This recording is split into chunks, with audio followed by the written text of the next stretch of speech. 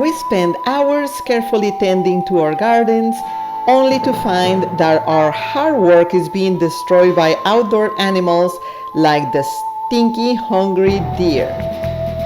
Recently, I watched a video by Wendy Gardens where she showed the way she protects her tender plants, and I thought it was such a great idea. Visit her channel, I will link it in the description box. Some plants or trees are left alone, but many plants, especially when they are just popping up in spring, tend to be sampled and chewed up, even if they are deer resistant.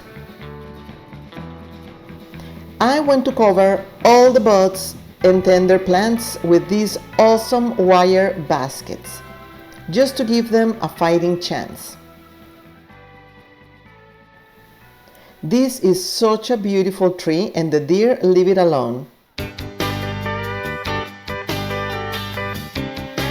Some plants are just fine the way they are deer resistant, but I'm still afraid that whenever I'm not watching, the deer will come and take a bite.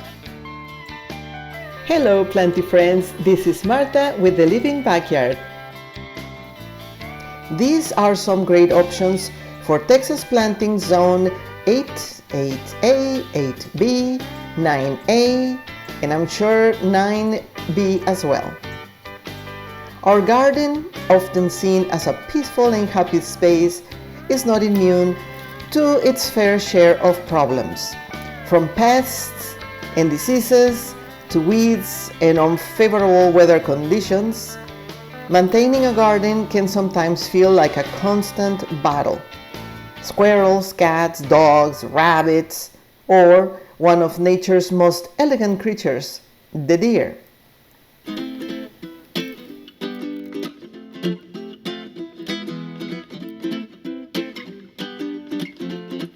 If you're enjoying this video, click the thumbs up. Here you can see all the baskets in action. I covered the plants that are still very tender, and I know some had been already eaten by the deer. This one is a Clematis. Originally I wanted to take a video when it was all pretty, but by the time I got there, the leaves are chewed up. I have another clip where after putting the basket for a few days, you can literally see the change. They don't seem to bother the Verbena as much, so I'm not so concerned about that one.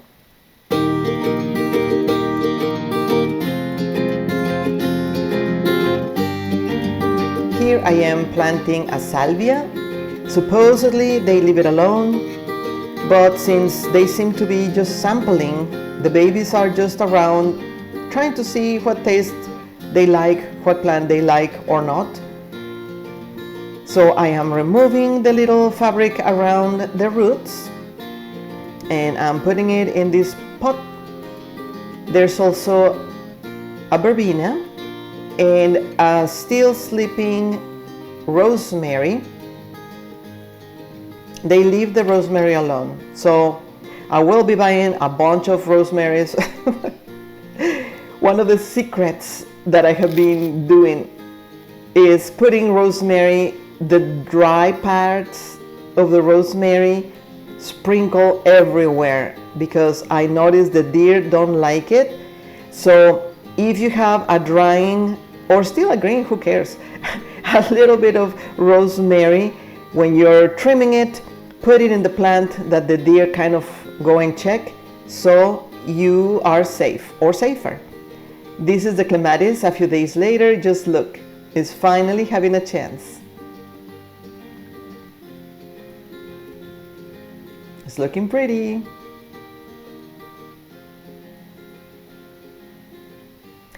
And then, as we were talking about some pests, a squirrel came and planted an oak tree in my pot.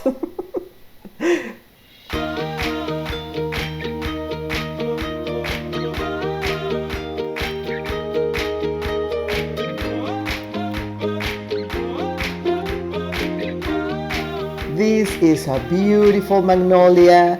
We just planted it and supposedly the deer will leave it alone, but I'd rather be in the safe side, so we put this huge fence around.